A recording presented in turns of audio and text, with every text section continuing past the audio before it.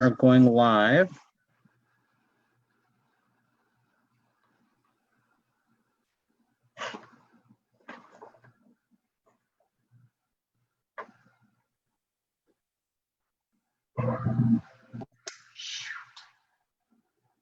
That's okay, we haven't started yet. Guys, now live. Okay, everyone ready? I think so.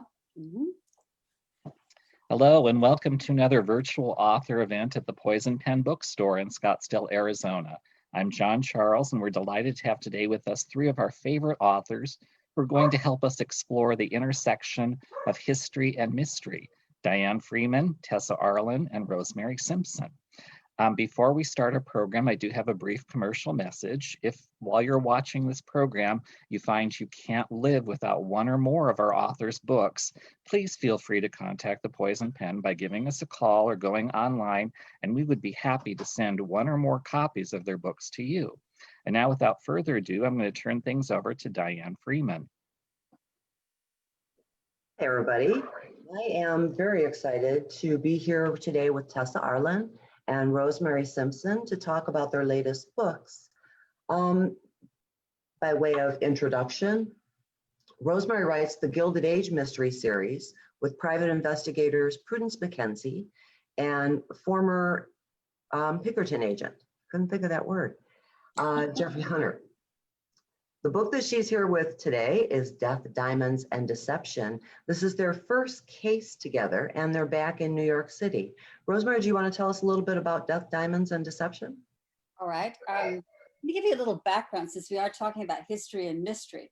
The setting for this particular book was rattling around in my brain for quite a while because in the course of doing research, investigation for other stories, I came across the auction of the French crown jewels, which took place in Paris in May of 1887.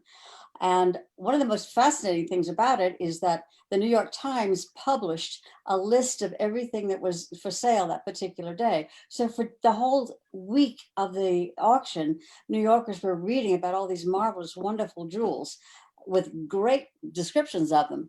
And of course, people were already copying some of the pieces as soon as the catalog was printed. At any rate, Tiffany bought more than 2/3 of all of the pieces and the loose stones at the auction and brought many of them back to New York. If Tiffany is bringing diamonds back to New York and my detectives live in New York, we have to have a mystery with the French crown jewels. So that's where it began. And I'll stop there for a moment because I don't want to give too much away just yet. Okay.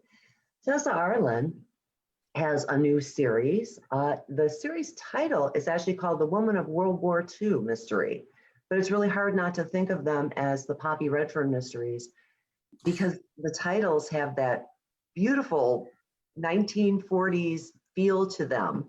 And the book she's here with today is called Poppy Redfern and the Fatal Flyers, which is, I love that. Features an amateur sleuth called Poppy Redfern. Tessa, do you want to tell us a little bit about this book? Yes, so this is book 2 of the A Woman of World War II series. And I think of them as the Poppy Redfern series too. So Poppy has been recruited for a wartime job with the Crown Film Unit, which is run by the Ministry of Information. And what the Crown Film Unit did and does in this book is make 10 to 15-minute shorts about civilians that do heroic things in wartime. And so Poppy is, this is her first assignment. She's been detailed to be the scriptwriter for a little 15-minute movie about the Atta Girls from the Air Transport Auxiliary. And this was a group of women, there were about 136 of them, who ferried planes from the manufacturer to military airfields all over Britain. And they were able to fly 35 to 40 different types of aircraft. And they were remarkable women, truly remarkable women, doing a very often dangerous job.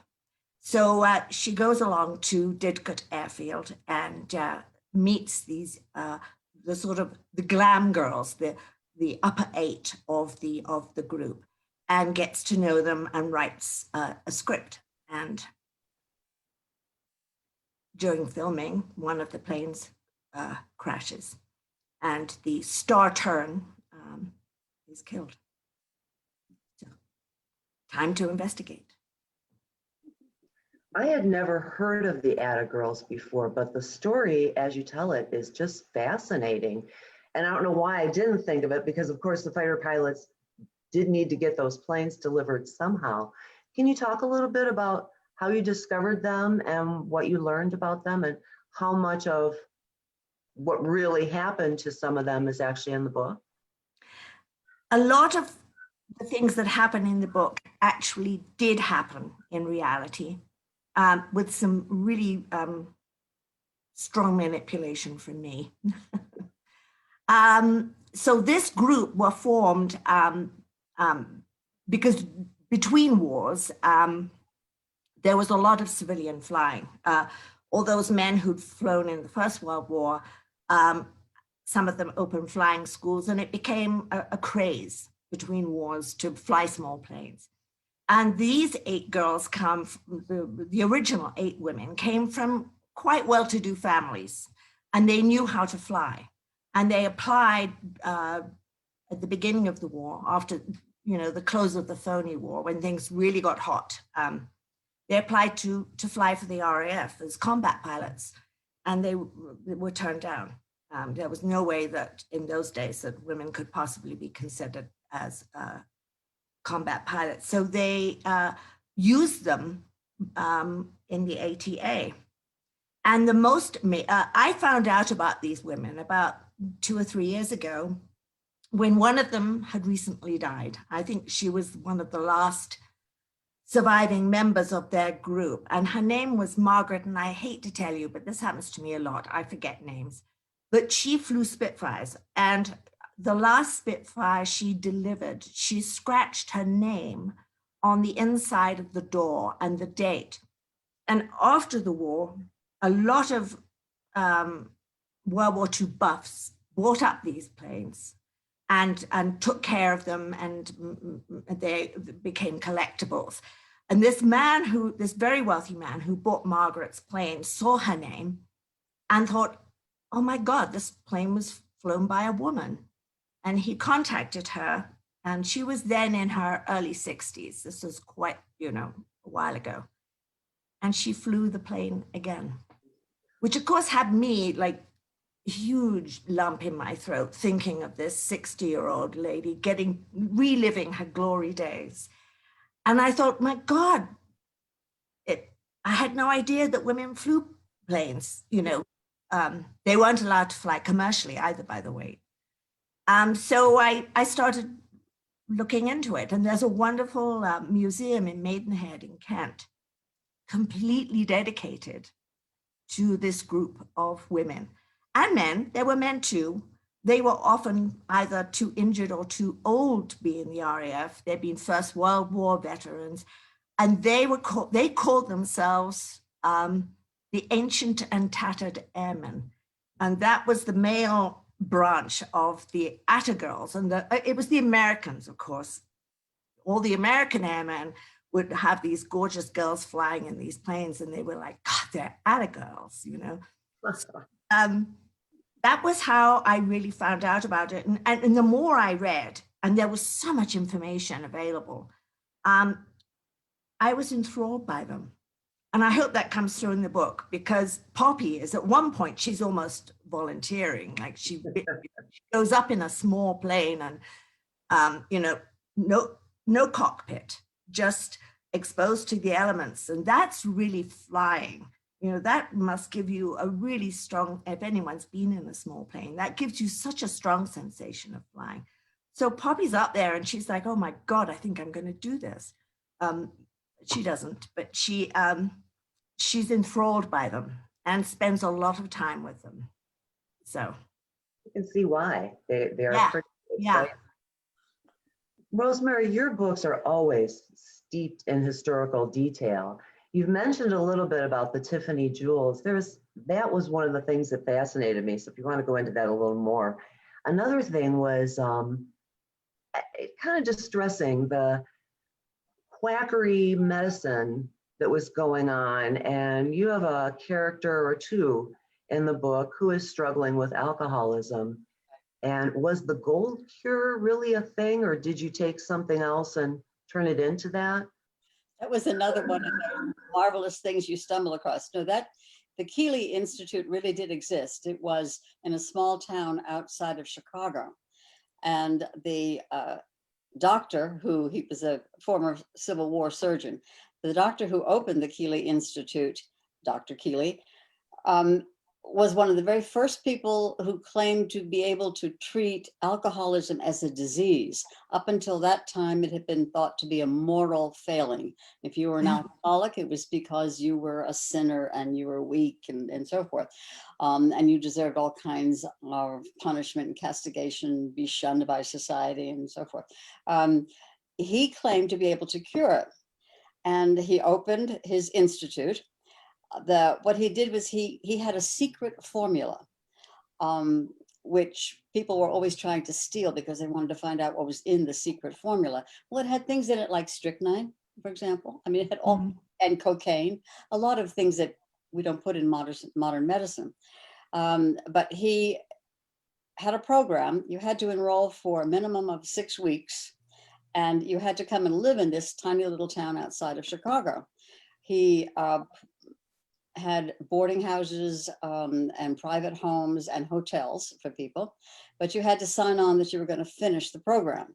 So 4 times a day, this was mainly men, 4 times a day, you went down to the Institute, you stood in line, and a doctor or technician shoved a very large needle in those days, a large needle into your arm and injected this secret potion 4 times a day. In addition to that, every 2 hours, you had to drink a concoction that was supposed to balance your body and help you out. And then in addition to that, you had to eat all your meals. They were all very healthy meals type thing. And then you also had some exercise, and you had to attend sessions that resemble a little bit what AA does. It talks about that you were to talk about the things in your life that led you towards drink. Anyway, it was a huge program. By about 1900, which is 10 years after my book, by that time there were 200 clinics of the Institute throughout the United States, and over 300,000 patients had been treated. The thing about it was that Keeley claimed that if you once went through his treatment, you were cured. And if you then subsequently started drinking again, it was because you had broken the cure. It wasn't his fault. It was your fault. There were a lot of very famous people who went through the Keeley cure. And there were women also. The women didn't line up to get their shots at the Institute. They actually sent nurses out to the boarding houses where the women were staying. A lot of people went in under false names, and then there were others who didn't try to hide their identity at all. So medicine was full of quackery in those days. Remember, that's before when you could go walk down to your corner drugstore and get a bottle of laudanum, which was basically cocaine. It's basically morphine, or anything like that. And women especially were targeted for all types of nostrums that were largely alcohol and opium. And it was for every kind of ailment you could possibly imagine. But yes, and he made a fortune off of this, of course. At the time that my book takes place, there were no clinics in the New York area, although one opened up about a year or 2 later. So that's why I sent my characters to Chicago to go through the clinic. It was a brutal treatment. It really was. How did it all end? I mean, why are there still no Keeley clinics? Because gradually the bits and pieces of the secret formulas got stolen and replicated, and well, and doctors who were who were more than quacks came out with condemnations of the whole treatment. It was very controversial at the time. However, there was enough success so that desperate people wanted to be a part of this cure, and it gradually just faded away, because like anything that's quackery, after a while people do begin to catch on. And so one by one the clinics faded. There were clinics though up until the 1950s. Oh my Believe it or God. not, yeah. Yeah, and I'm not sure how much they had cleaned up their act by that time, because people were, the only way you could get the secret formula was to become a patient. So naturally, there were reporters, there were doctors, there were all kinds of people who were constantly trying to bribe the technicians and the doctors who were giving it out at the various Keeley clinics, and they were successful eventually. Yeah. Wow, that's amazing. Does seem like it took so long because information, people who said, yeah, this didn't work for me, that they couldn't get on social media and tell everybody that. So That's right. That's right. There were a lot of failures, and some people did have to go back 2 or 3 times to take the cure. Mhm. That's amazing. Okay, where am I going here? Let's go back to the beginning of your series. How did that start? What made you, Rosemary, I'll stick with you. What made you decide that you're going to write about the Gilded Age? I had a character who was more or less sitting on my shoulder, waiting for me to put her into a book, waiting for a place to go. I had a murder. I knew what the murder was going to be. I knew who had done it. I just didn't know exactly where to put it. And so I was reading. I knew I wanted it to be in the Gilded Age, but that's a fairly decent chunk of history. And I was reading the New York Times when the enormous snowstorm of, is it 2013, 14? Anyway, paralyzed the city. And there were a lot of articles about the Great Blizzard of 1888, which wiped out whole big sections of the Northeast. There were 200 deaths in New York City. There were 400 deaths all up and down the Eastern Seaboard. And the Times and other newspapers, including the Harper's Weekly, were full of sketches and some very early photographs. One of the most telling was of an arm sticking up out of a snowdrift. And the minute I saw that sketch, I said, that's it. Where else do you put a body except in a snowdrift in the middle of a blizzard where nobody can get out and you're not even going to know somebody's missing? Some of these people, they didn't know they were missing for a week or so, or until they found a body. So that's how I picked 1888, March of 1888. And once I had picked that, I was off and running. It was perfect. And so I'm working on book 7 right now, which is set in October of 1890. So it's pretty slow. Obviously, my people are not aging in real time. That's nice, though, to kind of take a slow path through their life, especially in this case, because they have so many cases. Well, I think that reflects a little bit of optimism on the part of the writer, because you're looking forward to a longish series. So what made you choose this particular era, and what was the inspiration for the book? Was it the character? Was it the setting? The name Poppy Redfern popped into my head, and I asked myself, well, where did this come from? And the last book in my last series took place in World War I. And in England, we have a Remembrance Day, which is exactly like Memorial Day here. And the emblem in England is a poppy. Everyone wears a poppy, a red poppy.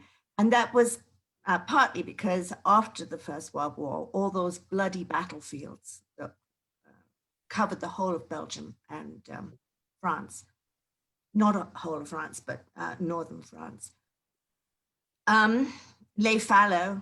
And then one spring, this vast fields of poppies bloomed. And they became very emblematic of the thousands and thousands of men who died so terribly. So it seemed natural that Poppy, an orphan her parents, she's an orphan. Her father died at the end of the war, and her mother died after she was born of influenza, should have the name Poppy. And then Red Fern just came. And I thought, well, last book was about shell shock in World War I. Why don't I kick off with World War II? And also because my father was a huge World War II buff. He was too young to fight in the war, so he took a boy's own adventure approach to it all. And, you know, he was totally untouched by all the atrocities.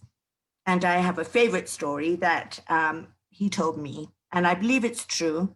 I wish my grandfather could verify it, but he had a cousin called Dave, and they all lived in Greenwich Village, which is on the other side of the river to the London docks. So there was a lot of spectator sport for these two boys when the air raids took place. And Dave and my father got up on the roof of their house. They took some jam sandwiches with them and watched a Messerschmitt and a Spitfire in a dogfight. I mean, they could see the pilots inside the cockpit. And my grandfather worked out where are they? They should be with us downstairs, and they weren't. So he goes up and he hauls him, and he gave them a really, I mean, they thrashed their sons in those days, a good hiding was good for you. So they were both given a good hiding. And I said to my father, didn't you realize you were in danger? And he said, well, of course we weren't. So his love of the Spitfire and that Biggles adventure stories were huge in England in those days, made me want to do my own adventure stories of World War II on the home front, juxtaposed with the horrors of deprivation, which the British went through very severely.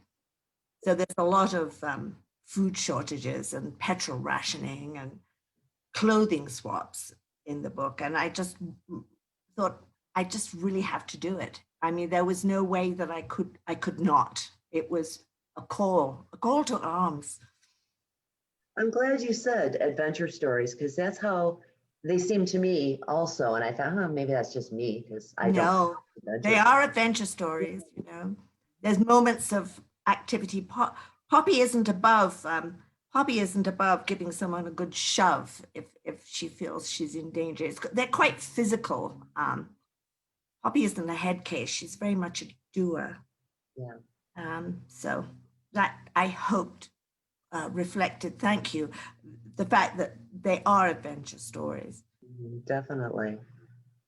Deeply seriously. Somebody wrote, well, these just aren't gritty enough. And I thought, well, I don't think the people involved at the time felt that it was gritty. I think they were just too busy dealing with life.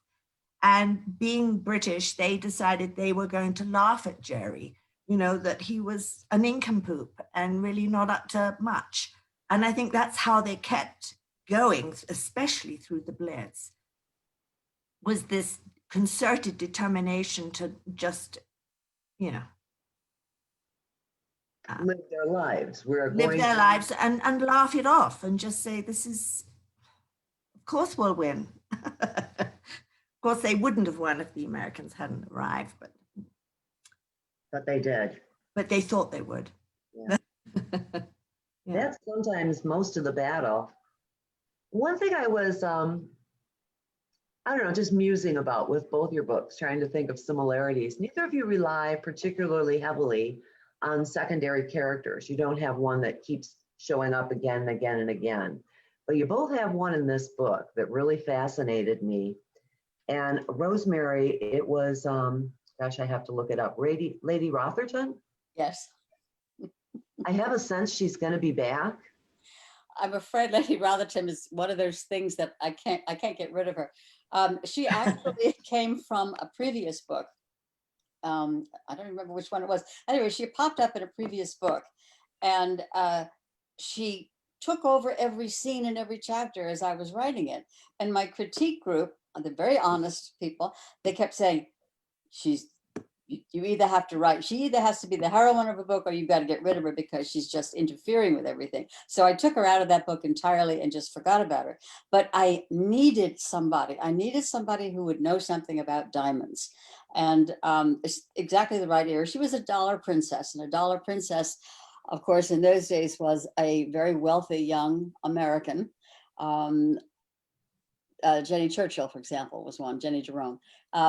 She was a dollar princess who brought her fortune over to an impoverished British aristocrat who, fortunately for her, had the grace to die within a year or so. So she didn't actually have to go through too much.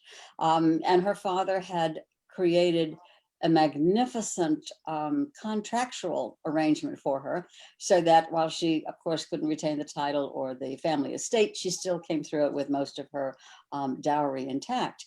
And she's a character. She does all the things that my heroine can't really do, because this lady is of a certain age.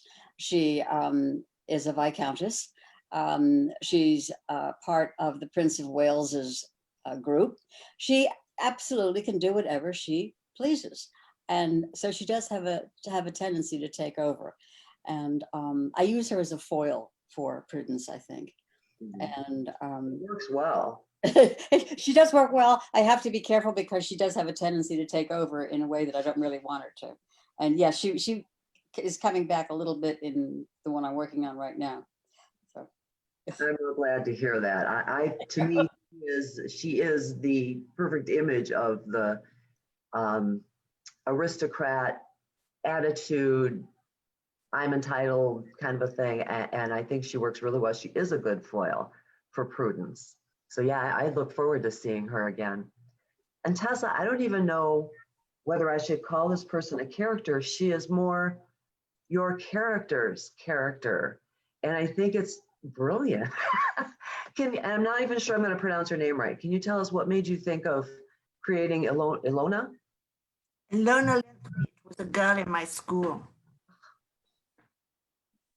I don't know where she is now, and I hope she's not mad at me if she has even read the books, but she was a very, very upper sixth. You know, she was a senior when I was what would I have been? Middle schooler. I thought she was amazing.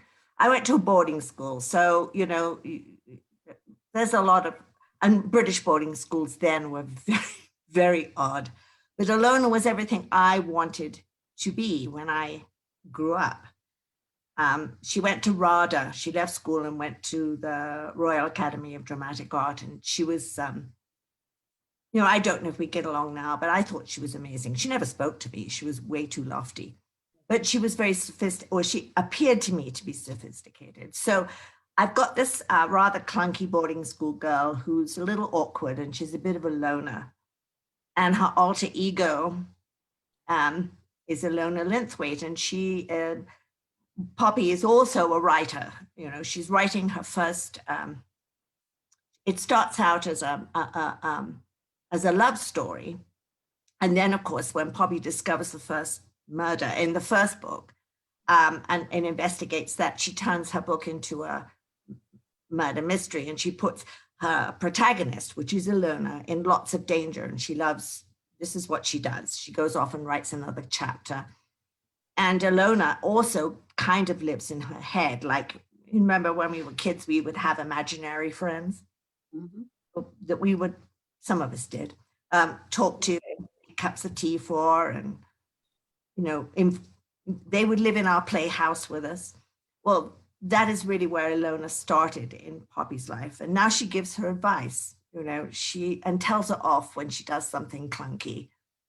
And Poppy's American friend, American Air Force pilot friend, she has a huge crush on him. But because she's unsure of herself, it makes her awkward.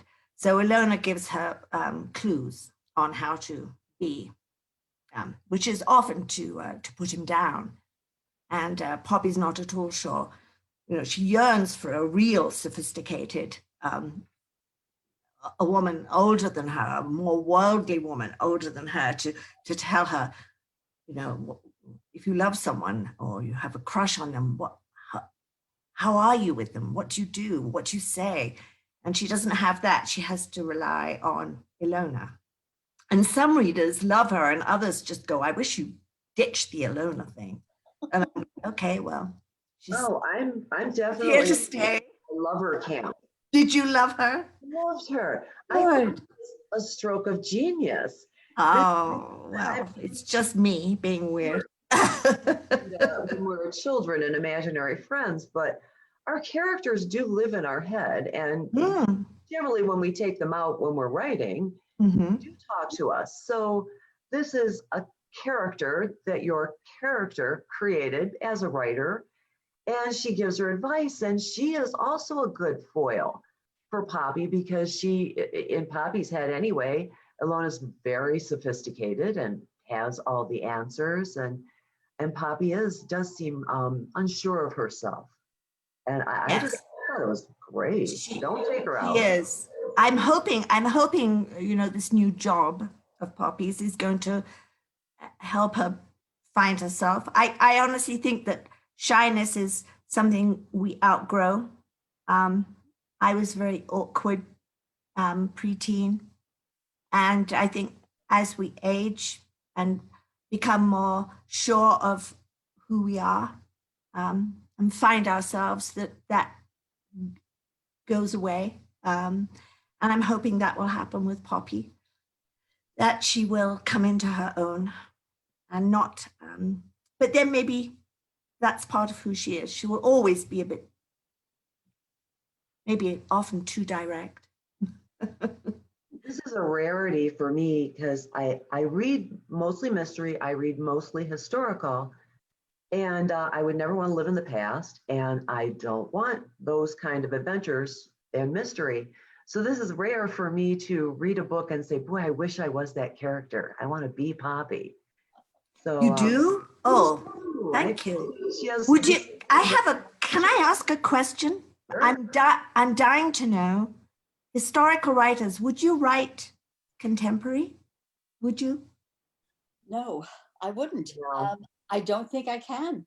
I wrote two standalone historical novels before I did the series, and one of them was set in World War II in Paris, and the other was set at the time of the Fourth Crusade in 1205 AD. So everything is historical. I cannot imagine writing anything set in today. I just can't.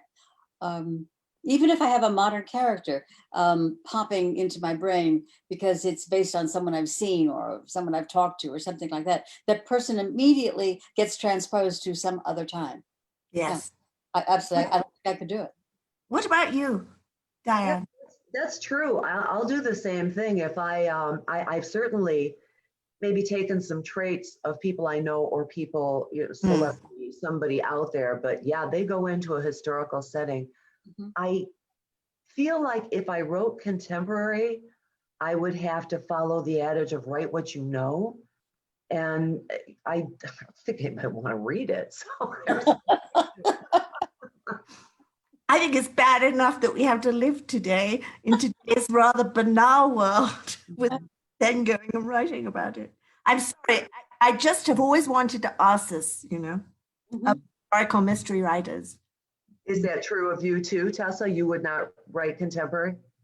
No, I can't imagine. I think World War II is almost as contemporary as.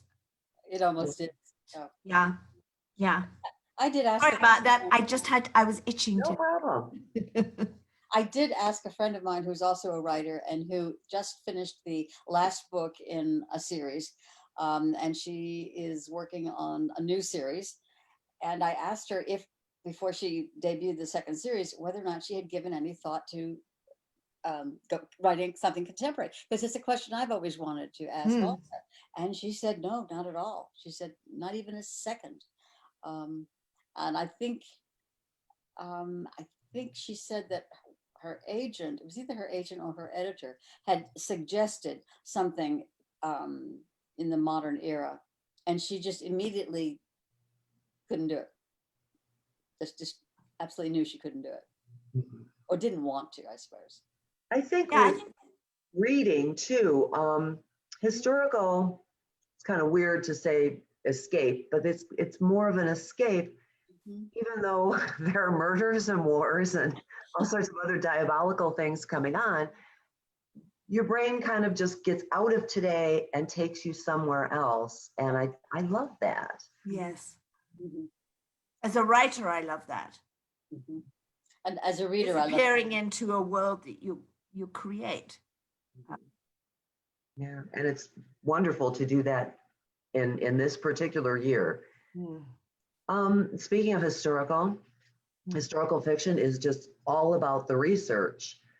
I'm curious, as you're writing, whether it be this book or other books in general, what comes first for you, the idea or the research? Or does your research trigger a little something? I've gotten what has happened with both of you for this particular book, but what's typical for you and what's typical research for you? Oh, Tessa, you want to go first? Oh, okay. Sorry. I have written 2 series. One's in Edwardian England, and the other one is The Poppy. And I've got a couple of historical novels that I've written. And they're in this last century. There's something about the 20th century that fascinates me. And also, I was a historian. I mean, that was what I excelled in. And there were very few areas I excelled in school because I was mainly in my own head daydreaming. In math class, I never was present. But history, I ate it up. And I lived in England, which is steeped in it. I mean, the houses my parents lived in were always old. The school I went to was in an incredibly old building.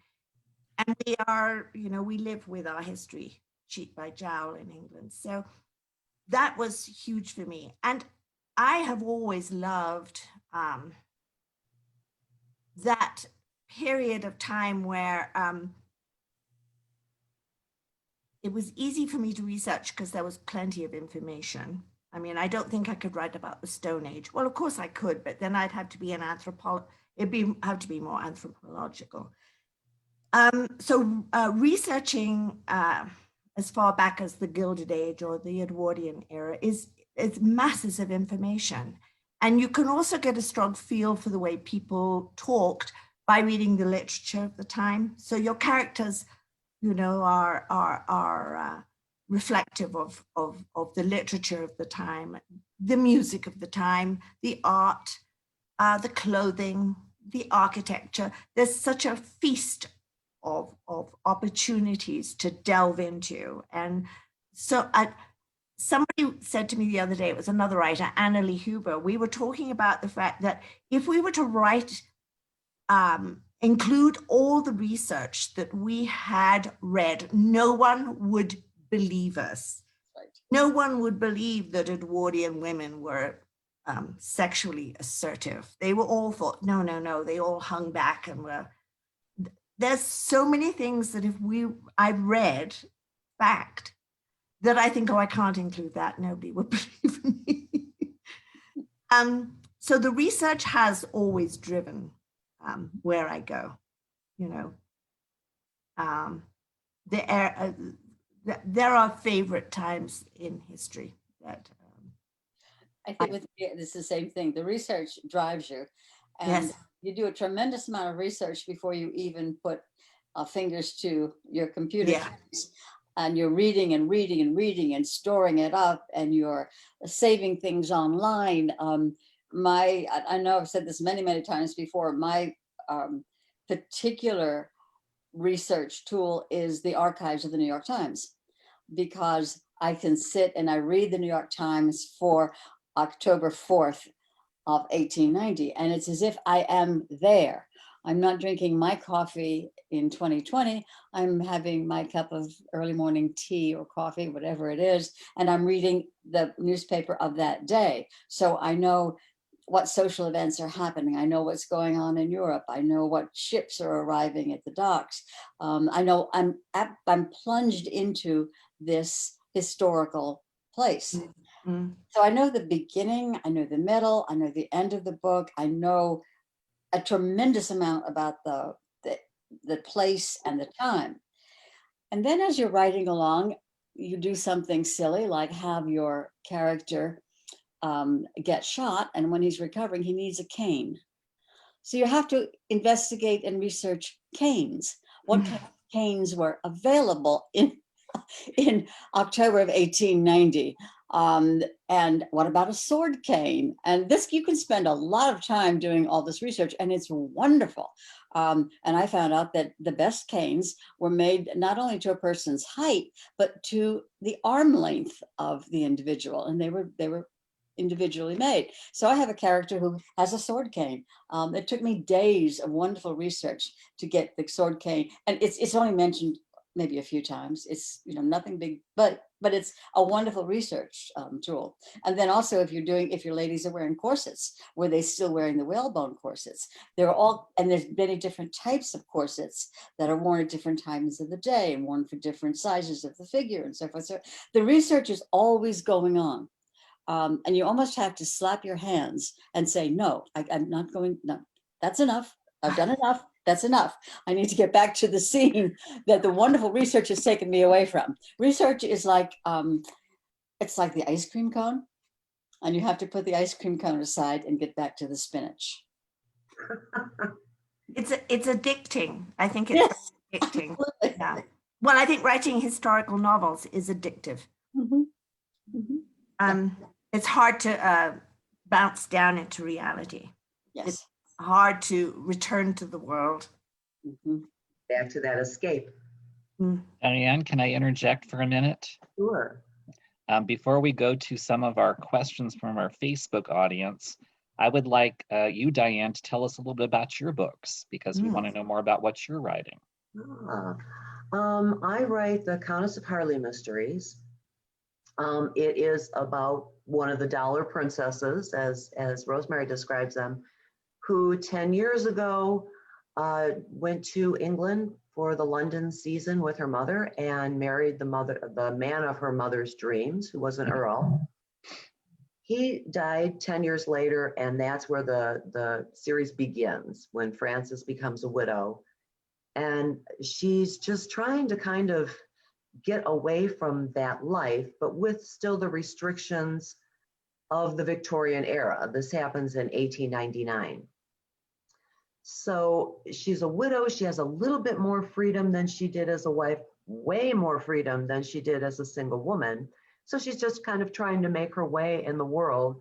She moves away from her husband's family to lease a little house in Belgravia, and her adventures begin. I kind of consider them a bit adventurous too, but there's mysteries. There's always a murder to solve, and Frances is kind of coming into her own as each book evolves. The third book just released this last summer, A Lady's Guide to Mischief and Murder. I love the titles. I love your titles. They're wonderful. Each of Very your books clever. also have kind of a thread of romance to them too, don't they? An undercurrent. Can you tell us about that element to the story? And we'll start with you, Diane. Oh, okay. Yeah, Frances, slowly you're getting a little bit more about the background of this, and I don't want to reveal too much. But when Frances moves, it turns out she knows who her neighbor is. She didn't expect him to be living there. This was actually a house his brother owned. But he did Frances a favor when her husband died, and it's kind of a secret between him and her and one other person. And so she's uncomfortable. She's like, oh, I don't know about this. But little by little, they kind of come to, there's definitely an attraction between them. And little by little, they come to a more blossoming romance as you go through each book. And Frances is a little poppy in that she's in this particular field, in the field of romance, she's unsure of herself. But as you're writing series, you're going through a person's life. So of course there's going to be relationships, but because we're writing mysteries, the romance is more of a background story. It's more for foundation. And I noticed that the two of you did something I kind of did, in that you gave your protagonist somebody who is pretty much their opposite. so that they really play off each other. Do you guys want to take on that? Tessa, you're American with your Brit. Yeah, well, it's a kind of replay on what happened to me. I came to America and fell in love with an American. Poppy, an American, comes to England and falls for Poppy. And yes, there is, I think one does draw on the fact that opposites attract, but also there is that shared value. You know, when you are attracted to someone, you usually share the same values. And Griff is unpretentious, and he's outgoing, but he's very aware. He's very aware of what's going on around him. And he is actually quite a sensitive man. And this is covered by his outgoing, his fighter pilot persona, his dashing, live for the moment, is very much who he appears to be, but who he is quite close to who Poppy is. He just With deals with the world in a different guise. With the world going on and what he does, he kind of has to have that bravado. I think also they were terribly young. They were going to die tomorrow, you know. And yet, you know, that's how we look at it, being older. Oh, you could die tomorrow. I think when you're in it, when you're 23 or 24, the age these young men were, that was quite old. I mean, there were 18 and 19-year-olds going up in those planes. I think they you know, I don't know if any of you have teenage boys in your life, but that they always have that invincibility, you know. My father getting up on the roof of a house in the middle of an air raid. I mean, for God's sake, weren't you scared that you were gonna? That was a stupid thing to do? No. So basically, I think that's how those boys could do it. My mother's older brother was a Battle of Britain pilot, and he said toward the end of the war, if you were still around, you drank brandy for breakfast.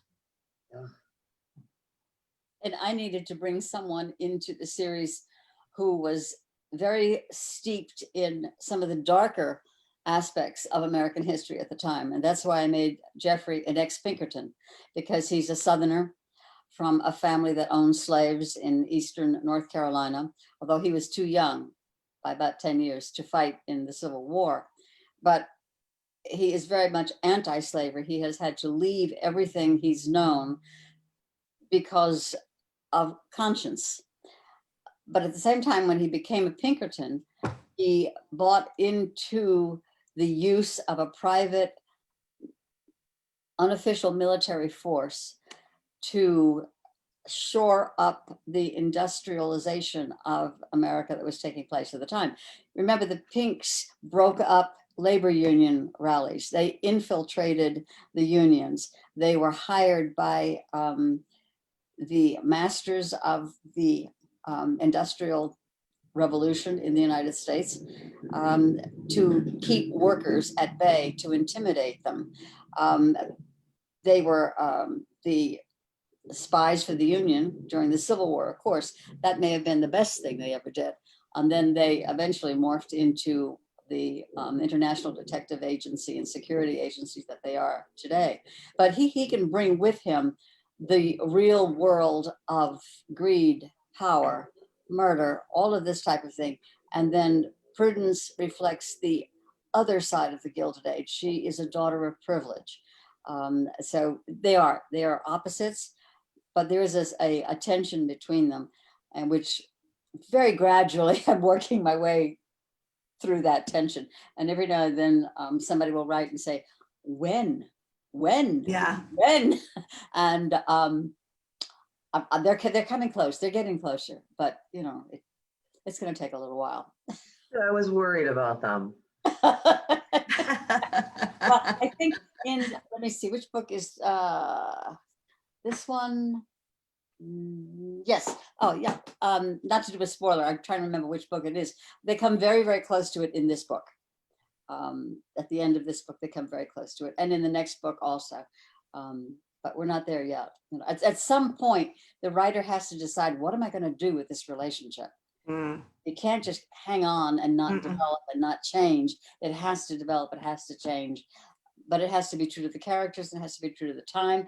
And also, whatever circumstances you've forced these poor people to endure, you're the master of their fate. And so it really is up to you.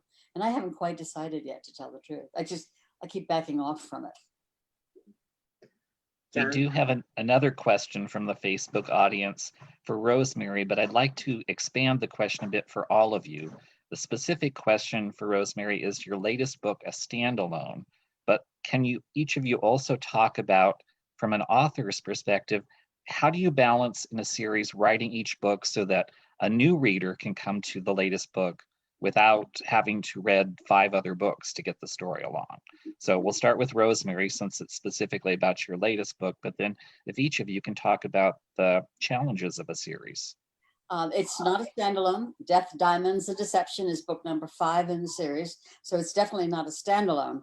And the challenge, there are many challenges, but there is your overall story arc for the entire series. If you know ahead of time approximately how many books you want there to be in this series, there is the overall character arc for each one of your characters. And then there are the arcs within each individual book. There's also, how do I introduce a new reader to these characters if the reader picks up book 5 without just doing an information dump, without just doing an encyclopedia entry at the beginning. So you have to sneak in a little bits and pieces in a natural kind of way as you go through it. And the other thing, of course, is that you as a writer have to remember what you've written before in previous books. So I did something very silly that I couldn't actually believe I actually had done. I forgot a character's name. I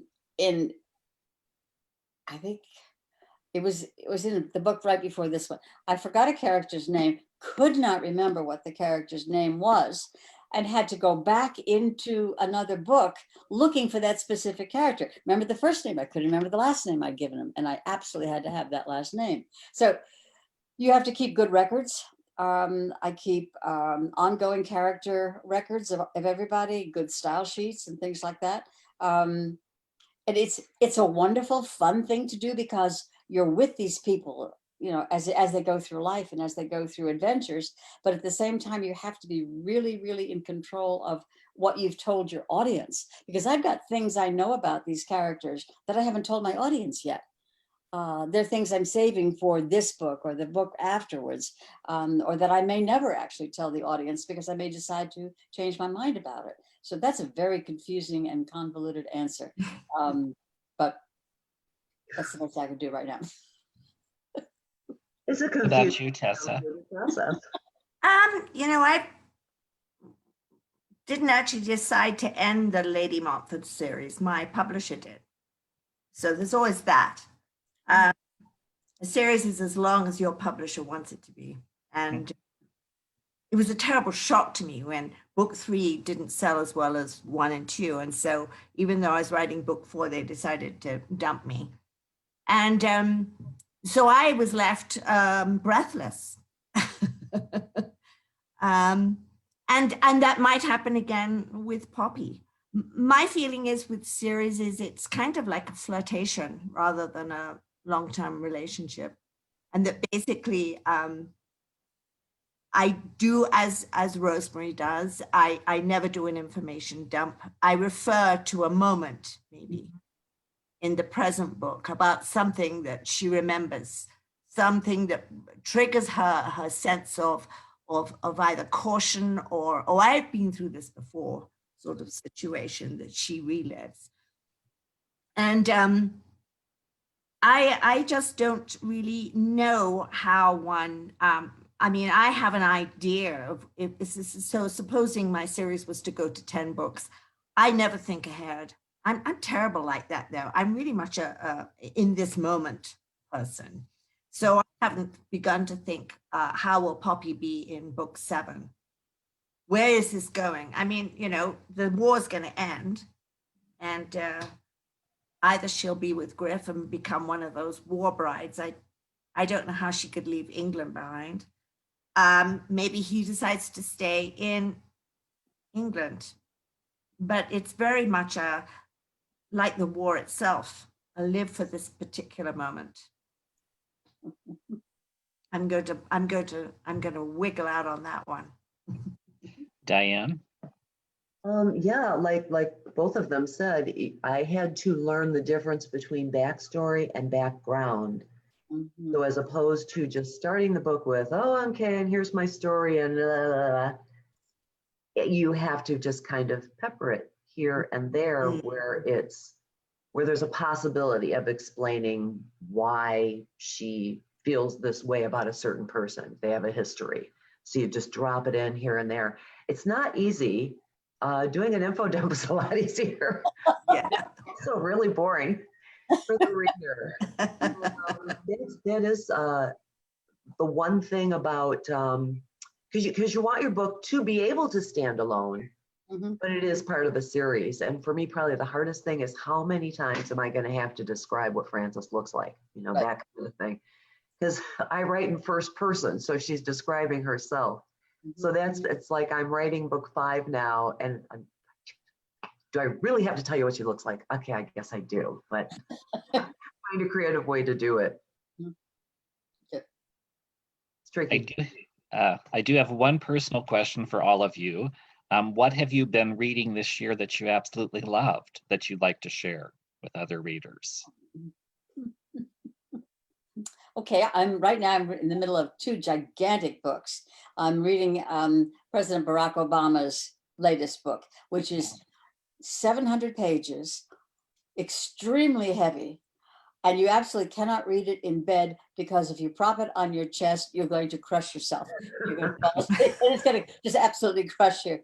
And then I'm reading Sharon K. Penman's a new book, The Land Beyond the Sea. It's absolutely wonderful. And I'm reading them together. You know, a few chapters of one, a few chapters of the other one, because one is almost painful because it's such a detailed examination of the American political system. And it's written beautifully. His prose is absolutely gorgeous.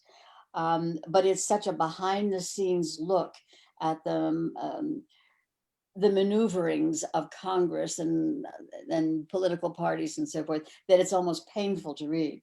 And then, of course, I can go to The Kingdom of Jerusalem with Sharon K. Penman, and they're just as rotten and nasty and maneuvering behind the scenes, but they're so far removed from me that I can fall into it and enjoy it. So those are the 2 I'm working on right now. Me? Sure, Tessa? Well, I'm in the middle of writing a historical novel, not a mystery, which has been sold. So I have a deadline, and so I'm very much involved in a huge amount of research for that, and I can't begin to go to all my sources except I'm reading a book that was published by the Victoria and Albert Museum in London, the V&A, that's it. I usually call it the V&A, so I couldn't actually remember what the A stood for. And it's about a particular fashion designer in Britain during the Edwardian. Well, basically, she started designing clothes in the 1890s and went through all the way through to 1935 was when she died, and she was pretty much designing throughout her life some of the most incredible clothes. I went to this exhibition of her clothing, so I've been completely immersed in that, and astonished at the beauty, the detail, the color, the workmanship. It's art, an art form. So I've been reading a lot about Lucy Duff Gordon, and then the other thing that I've been reading for light relief, favorite writer, and I'm rereading because I do a lot of that. And I do it because I love the writer's prose and I love her style of writing, and I would wish I could write the way she does. She's deft, she's light, she's very wicked. She has a wicked sense of humor. She's English. And it's Nancy Mitford, the two books that she wrote back to back, Love in a Cold Climate and The Pursuit of Love. And I literally made myself wait to read the last 3 pages because I didn't want it to end. And she takes me to another world. And I appreciate that. I really appreciate reading her. And then I found out that she was actually a terrible writer, and she would just like wrap it, scroll it out on pages, and then her editor will put it together. But the energy and the passion and the insights and the characters are remarkable. So I recommend it to anyone. It was written in the 40s, and the author is Nancy Mitford, and wonderful, wonderful writer. Wicked woman, such a sharpness to her that is delightful. I read a biography of the Mitford sisters, not recently, but a while back, and They were quite a bunch. Family. Yeah, it is. I had to actually kind of look around. I was real excited to be able to read these 2 books. It's hard to kind of carve out time to read. Yes. And I had the week free, so it's like, this is awesome, and I highly recommend them. I've read S.M. Goodwin's Absence of Mercy recently. I am way behind Rosemary in that I just read Becoming, so Michelle Obama's book. Mm-hmm. Then I've been turning just for some really enjoyable reads. I'm really late to this series, but Julie Mulhern's Country Club Mysteries. That it's just, oh my God, you can just pick them up and just be enraptured and go through. So I've read probably about 6 in her series so far this year. So when I read, I'm going for I want to just really be immersed in that book. And I've been real lucky this year finding some good ones. Yeah. I do a really silly thing, which is I keep a list of books that I want to read. And the 2020 list has got at least 100 and some odd books on it, which I probably will never get to, but it's a list at any rate. And so, I pull out, it's a computer list, obviously. So when I am stuck on something, I pull up my computer list and I go down the list and I think, ooh, and I pick out 5 or 10 things and put a color on them. So I know that those are the ones I want to read first, if and when I ever get back to the list. So, but I'm a list maker, so it's a natural thing to do. It's a good idea. Before we go ahead and wrap up, can each of you tell us what's next for you as an author? And why don't we start with you, Rosemary? The 6th book in the series, which is called The Dead Cry Justice, will be out next November or December. And then the 7th book in the series, which has no title yet, is what I'm writing right now. So I'm just plugging along with my series right now. But I do have several other things in the early development stage, but I don't know about the rest of you, but I'm finding it a little bit harder to concentrate recently than I usually find it. I'm usually very, very disciplined, and I usually chunk out, my allotted number of words a day and so forth. But the last 6 or 7 months, maybe, have been difficult, I think. But I'm working. Tessa? I wonder why they've been difficult. Sorry, I always have to do that. I should just ignore me. So Poppy 3 takes place up in the north of England. I'm not going to give too much away. She's been snowed in Yorkshire, which is still to this day quite a lonely part of England. And that's this time next year. And then what I'm really getting involved in is historical novels. So I've got one that is I sold and is got at the moment. I've got one coming out, one that I'm writing, and on Tuesday I get my editorial comments on the book that's coming out next for me, which is in June and is called In Royal Service to the Queen. And it is the story of Marion Crawford, who was the governess to Princess Elizabeth and Princess Margaret Rose. She worked devotedly because that family required devotion for 16 years. So she literally, from the time that Elizabeth was 6 and Margaret Rose 2, she was the governess. And she went through the war years with the family, which was, as you know, a hard one for that family because the king and queen stayed, didn't leave. They stayed in Buckingham Palace and the girls kept in Windsor, where they hoped they were safe. It would be like keeping them in a huge fortress. And so Crawford, as they called her, went through those years with them and put her own life completely on the back burner. And in this particular version of Crawford, she does not marry the man she's in love with.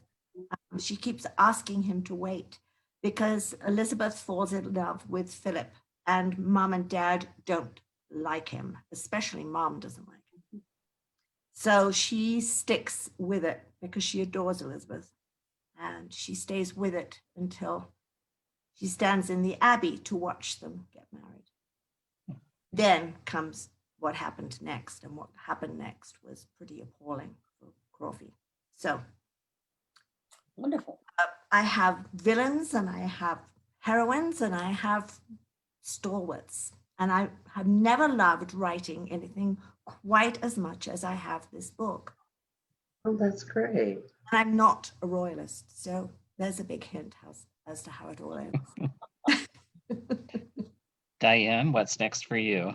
Let's see. The next book in the series will be out next summer. It's called The Fiancee's Guide to First Wives and Murder. And George and Frances have kind of cleared away the path so that they can announce their engagement. And the only thing that can stand between them and a lifetime of wedded bliss is his wife. And when a woman is arrested, a French woman is arrested, and she claims to be Mrs. George Hazelton, which is bad enough. But then she's found murdered in Frances's garden, and the two of them are the top suspects, Frances and George. So it was a lot of fun to write. I have a royal family in this one. The Russian Romanov come to visit. Ooh. I enjoyed the heck out of writing this book. I really did. Well, I can't believe our time has just rushed by. I want to thank all three of our authors, Dianne Freeman, Tessa Arlen, and Rosemary Simpson, for joining us today. And thank you for tuning in to another virtual event at the Poison Pen. Thanks for having us.